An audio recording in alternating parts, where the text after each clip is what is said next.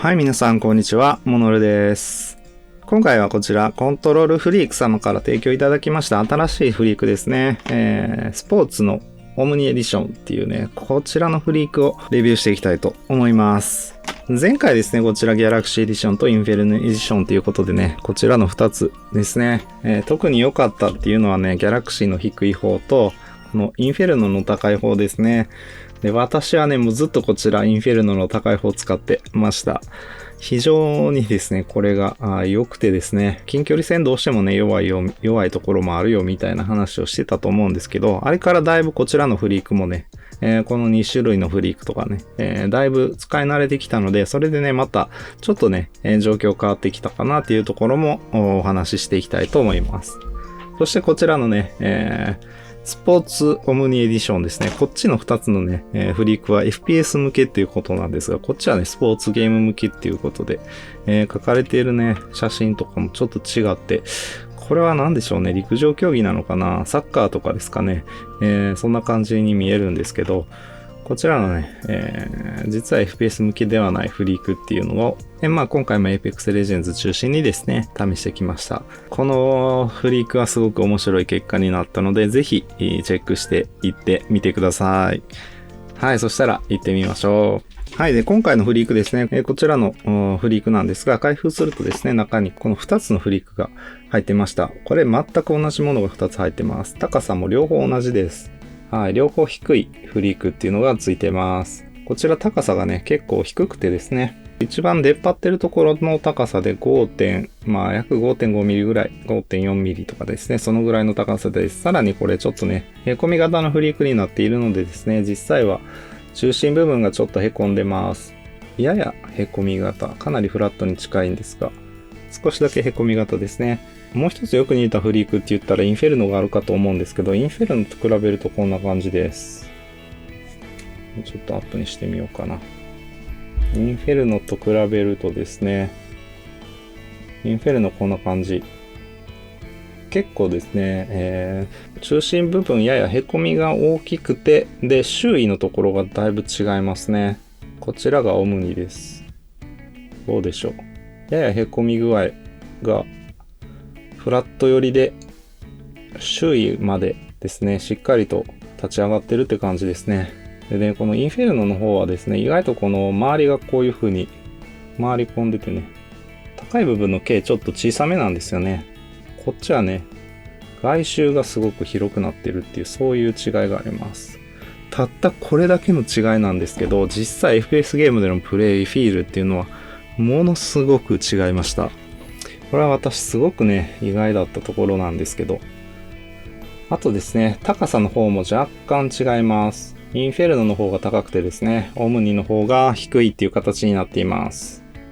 なんで、へこみ型のフリークとしては結構スタンダードなね、そこまで高すぎないですね。ちょうどいい感じの高さのフリークで、FPS ゲーム向けっていう風に売ってないんですけど、こちら相当 FPS ゲーム向きだなっていう風には思いました。割とこれまでね、フリーク使ったことない方でも、こちらのオムニエディションについてはですね、扱いやすいかなっていう高さになってます。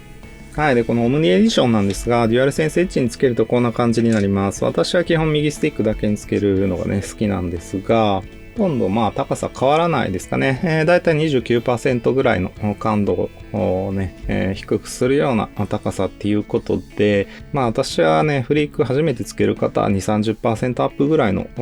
フリークにしておくのがいいかなっていうふうに思ってるんで、こちらはね、非常にとっつきやすい高さのフリークかなと思います。こう持った時のね、感覚っていうのも大きくそこまで変わらないので、非常にね、最初扱いやすいかなっていうふうに思いますね。で、ここのね、グリップ力を高めるためのこのギザギザがね、縦横に非常に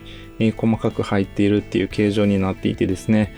割とね、これ滑りづらいかなっていうふうに思います。一個だけね、このフリークでね、滑りやすいなって感じるときはですね、大きくこう左右にマックスからマックスまで倒すような状況ですね。へこみ型なので、これをね、このままこう親指をこう動かすっていうよりかはですね、こう、割とね、このスティックのエッジ部分を引っ掛けて押すような形になります。スティックのエッジ部分にはね、このギザギザが入ってないですね。はい。こんな風にツルツルしたね、エッジになっているので、ここが若干滑るかなって思います。なんで大きく動かしたい時にちょっとね、滑ってこういう風になってね、あってなってね、これで、どうしようってなるっていうね、そういうことがちょっとありました。そこはね、なるべく親指が触れる面積っていうのを大きめにしながらですね、エッジを押す。このね、完全なエッジを押すんではなく、若干内側を押してあげるとグリップします。ここのね、コツを知っているとだいぶこのフリーク使いこなしやすいので、ぜひ使ってみてほしいんですけど、っていうとこですが、そこのね、先ほど言ったようなコツさえつかめばですね、全く問題なく滑らずに使っていくことができたかなと思います。で、それ以外のね、細かいエイム調整の時とかの滑りづらさっていうのはかなり高めの方のフリークかなというふうに感じました。ただですね、こちらのフリーク相当ですね、癖は強めで、例えばですけど、私が気に入っているこのね、2つと比べた時にですね、一番癖が強いの実はこのオムニエディションですね。こちらだったと思います。一番癖が少ないのはギャラクシーの低い方ですね。こちらは誰でもね、使っていけるっていうぐらいな、かなり万能なフリークかなと思います。こちらのインフェルノかなり高めで、その高さにね、ちょっと慣れるのが必要なんですが、凹み型にしてはね、こう高くなっていることでですね、意外と操作しやすいっていうね、こちら、インフェルノの高い方の特徴でした。オムニエディションこちら低くて凹み型なんですが、このフリークの面のね、直径が非常に広いっていうところでですね、凹み型としてもですね、相当にブレーキが強い、超強力なブレーキ感のある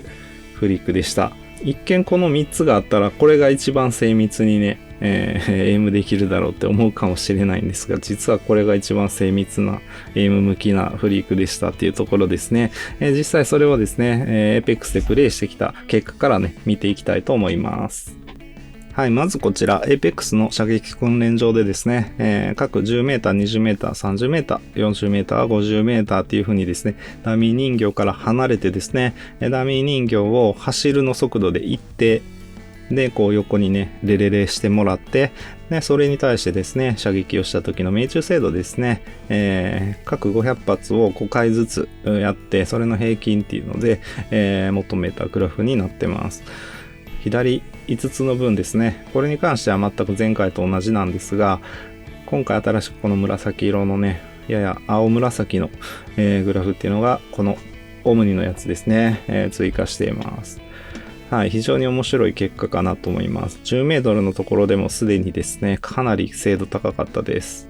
20メーターの精度非常に高かったですね。30メーター、40メーター、ここまではね、オムニが一番命中精度高かったです。改めてちょっとね、このあたり、インフェルノのハイとかとね、実際これ射撃訓練場でも比べたりしてみたんですが、明らかにこのオムニの方がですね、命中精度上げやすくて簡単に感じました。今回この紹介しているですね、3種類のフリークの中ではですね、一番命中精度よりっていうかね、精度重視よりのフリークになってくるかなというふうに思います。R5 リローデッドっていうね、1v1 の方の元の方もやってきました。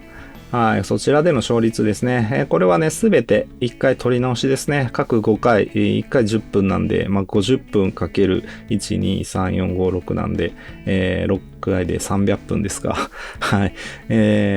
かなり時間かかったんですけども、ずっと R5 をね、やり続けるみたいな感じでやってたんですが、そのおかげかね、勝率だいぶ上がってきたんですが、やっぱりですね、フリークつけない時っていうのはね、相当強いです。ただしですね、ほとんどギャラクシーのローとインフェルノのハイと比べてね、ほとんど差はなかったですね。ほんの少しこのインフェルノのハイだとですね、超近距離の腰打ちでね、限界まで倒した状況から反対に限界まで倒して追っていくっていう、そういうような腰打ちの状況では若干厳しいかなっていうところはありましたが、それ以外の状況ですね、フリークなしとね、遜色ないぐらいの勝率っていうのは出せていけたかなというふうに思います。このあたりはやっぱりですね、近距離戦このギャラクシーのロー本当に強いなっていうふうには感じたところですね。今回も基本的にはね、デュアルセンスエッジですね、こちらで検証してきたのでですね、ややね、デフォルトのスティックちょっと固めっていうこともあってですね、やや高くしてね、スティックを軽くするこのギャラクシーローっていうのがね、結構 R5 なんかでは強かったかなっていう印象がありました。で、問題はこのね、オムニなんですけど、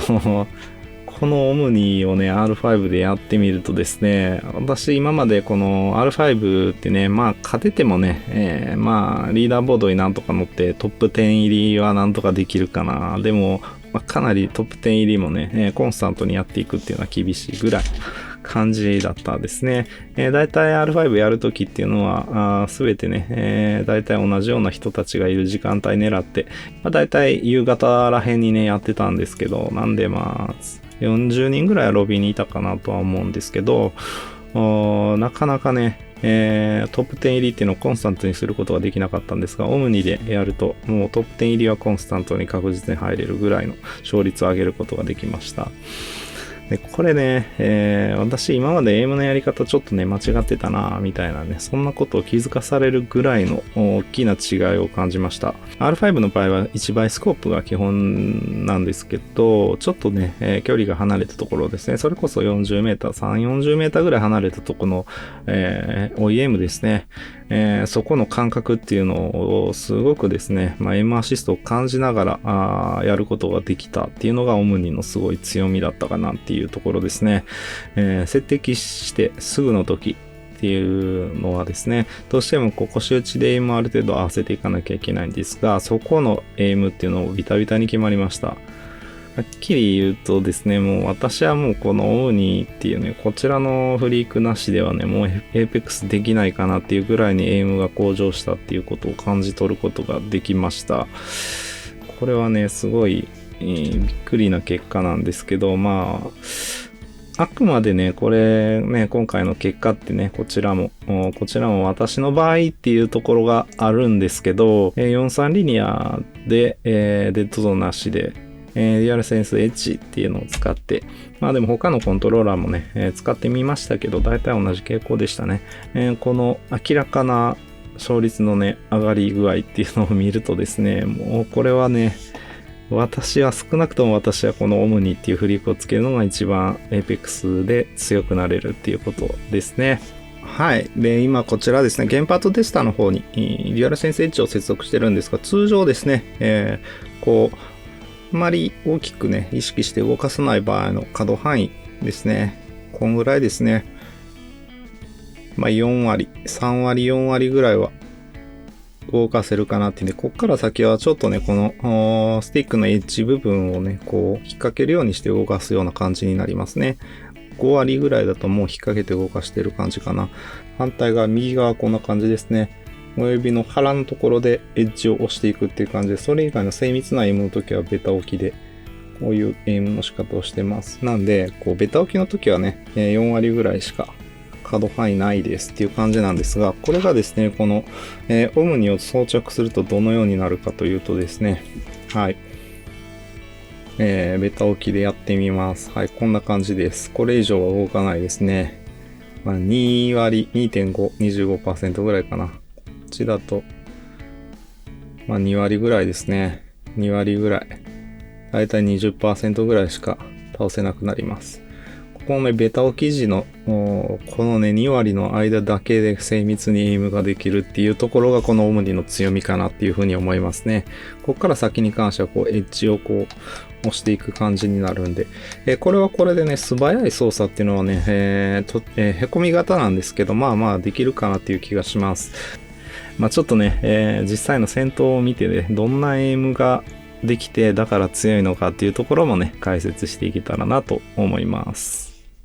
はい、まずは Galaxy Low のね、R5 をやっている様子から見ていただきたいんですが、こちらのフリークですね、非常に扱いやすいということもあって、近距離でのね、切り返しから中遠距離のね、エイムまでね、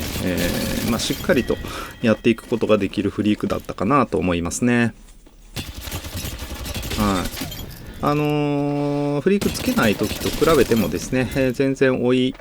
やすさっていうかね、遅れが出るような感覚っていうのはほとんどなかったですね。ややね、やっぱりもうちょっと高めのフリークと比べるとですね、遠距離のエイムっていうのは難しいかなっていうところがありました。まあそれ以外はこのようにですね、すごく、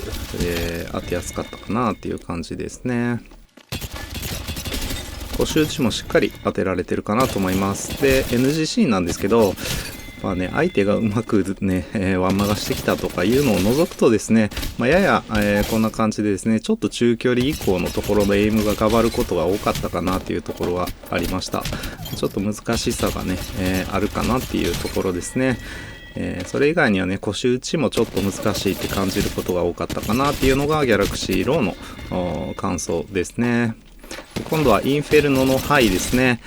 こちらもね非常にいいんですが、どっちかっていうとこういう中遠距離のエイムがすごく良くなったり、あと腰打ちですね、それがすごく強みなフリークだなっていうふうにはやっぱり思いました。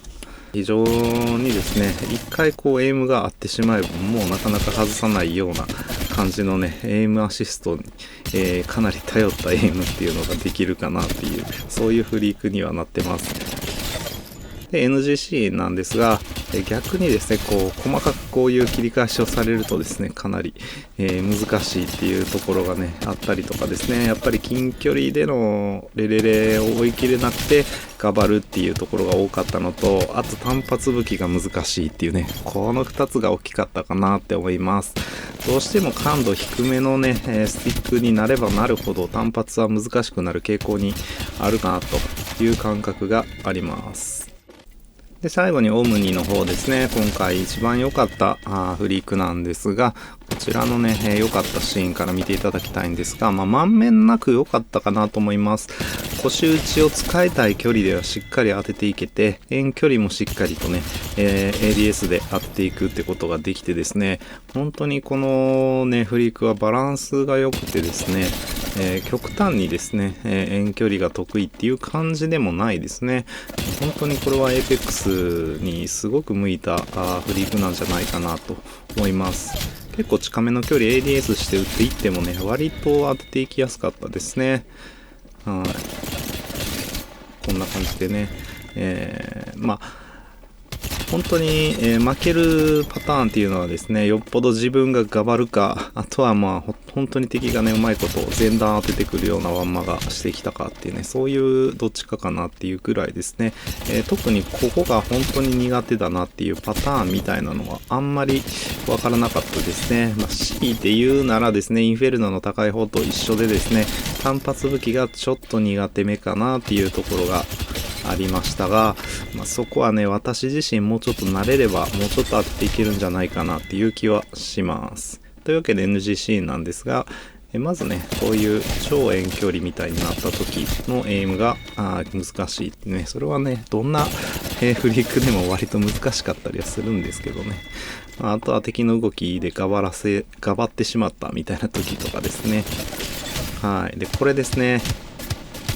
見事に外してるんですけど、あれはねレレレにうまく、タイミングが合わなかったってとこもあったりはしたんですけど、単発武器はねちょっと難しい感覚っていうのはずっとありましたね。はい、これ単純に頑張ってるって感じですね。はい、そんな感じで R5 は以上ですね。ここからは APEX のランクですね。ちょっとね、フリークに相性が良さそうだなと思ってコントローラーの方は G7 Pro を使ったりしてます。G7 Pro はやや感度高めなので、リピーターの遠距離難しいかなっていう気はしましたが、それ以外特に問題なく使えたかなっていう感じでした。いかんせん最近のランクの環境が戦闘が少なめなので、正直ねこうコントローラーのレビューとかでねちょっとランク使うのもさすがにきついかなってちょっと思い始めているところですね。あまりにもねこう見せ場がないっていうんですかね、ひたすら移動してアンチ入って、あとは遠くからね意味もない、遠距離の打ち合いが始まってですね、でほんと最終アンチになってきてようやく戦闘があるかなみたいな、そんな感じですからね。でこの街からはねデュアルセンスエッジですね、そちらに移ってますが、見ていただいてる通りですね、かなり、当て感いいかなって思います。ここねもうちょっとで倒せたんですけどね、惜しかったんですが、こういうワンマガとかもね量産していくっていうことは結構できるかなっていうふうに思いますね。はい。なんでR5 だけじゃなくてですね、APEX のランクマッチの方ですね、そちらも非常に強いフリークだと思います。もうこれね、本当にめちゃめちゃおすすめのフリークだなって感じなので、ぜひ使ってみてほしいですね。人によって合う合わないどうしてもフリークなんで出てくるかなとは思うんですけどね。少なくとも私はもうこれが最高だなっていうふうには感じたんですが、皆さんはいかがでしょうかっていうところをね、ぜひぜひお聞かせいただけたらなっていうふうには思っているところですね。はい。で、このマッチはね、最終円、相手多分これ2人だったのかなっていう感じなんですけど、こんな感じでチャンピオンを取ることができましたということです。はい、以上ですね。コントロールフリークのスポーツサムスティックオムニエディション、こちらの方をレビューしてきましたが、いかがだったでしょうか。本当に、私としてはね、すごくエイムのレベルが1個上がったっていうフリークになりました。めちゃくちゃおすすめなフリークなので、ぜひね、テストしてみてほしいですね。で、こちらね、どうしてもこう最初の頃はですね、特に近距離の OEM のところでね、滑ってしまって、ちょっと、パッとね、勢いよく動かした時に滑って、親指がスティックから離れてしまうみたいなことが起きやすかったです。ちょっとずつ慣れていけばそれもね、大丈夫にはなってきたんでですね、ちょっと使ってみてですね、そのあたりの感覚ですね、なるべく面積広くですね、親指に乗せるっていうね、そういう持ち方ですね、親指の置き方がいいと思うのでですね、ちょっと使ってみてください。途中でお見せしたようにですね、フリークでね、全く親指ベタ置きの時の可動範囲っていうのは非常に狭いフリークになってますので、そのあたりのね、使い方ですね、大きく動かす時とですね、細かくエイムするときっていうのの動かし方の違いみたいなものっていうのをね、ちょっとね、癖があって、コツはちょっといるんですけど、ものすごく強いので、ぜひこれをね、ちょっと使いこなしていってみてくださったらなっていうふうに思います。